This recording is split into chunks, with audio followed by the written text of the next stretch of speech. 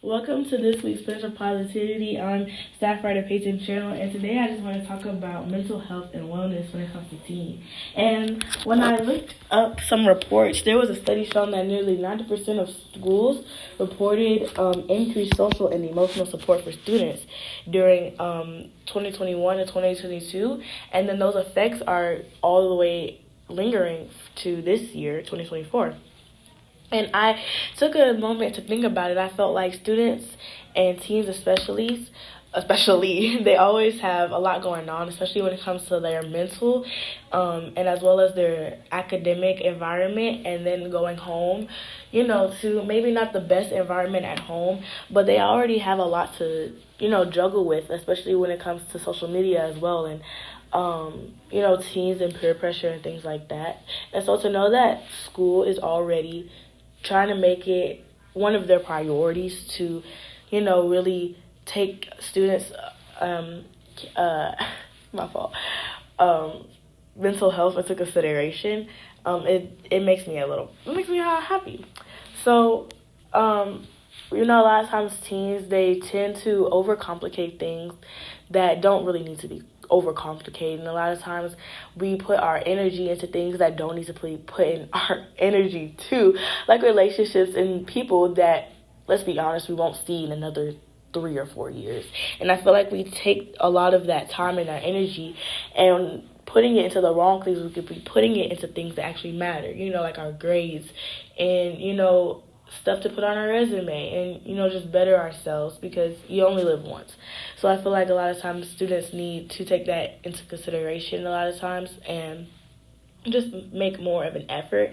And so to know that schools are trying their best to limit, a lot of the outside world and just try to be focused and, like my teacher says, be on the mountain and be present, I think that is definitely going to turn out for the better.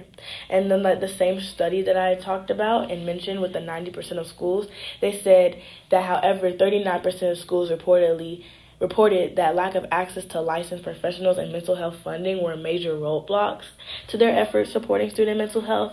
But it's still good to know that even with those roadblocks, they are still putting in that effort. They're still, trying their best to do the little bit that they can do. And obviously they can't do so much, where students are only in school for 8 hours a day, every day. So, it's good to know that they are trying, but they can only do so much. But when those needs are met for the student, a lot of times teens don't like to show that they take, what adults say into consideration. But when they look back on it, the students might actually be impacted by what the teachers say and be impacted by what does go on at the school, and try to take their mental health into more of consideration. And recently I had this assignment where it was talking about social media and teens and stuff like that. And I think it was based off a true story when I look back on it. So it's nice to know that teens are actually trying to put their mental health into more of a priority, rather than things like social media and things that don't last and people that don't last, and just really trying to be on the same page with their mental health and their well-being. Because if your mental health isn't right, everything might seem to go out the water. And another study that I searched up was that students in 2024, they're now becoming a little bit more structured. So that's amazing to know that even with all the access noise and stuff, students are still finding solace in where they are now in their mental health and well-being, and are better able to structure and organize their thoughts and better put things into a better perspective for themselves. And I recently looked up why are students' mental health declining, and it says that peer pressure, loneliness, and suddenly being unfamiliar with their environment can contribute to feelings of isolation that may even lead to depression.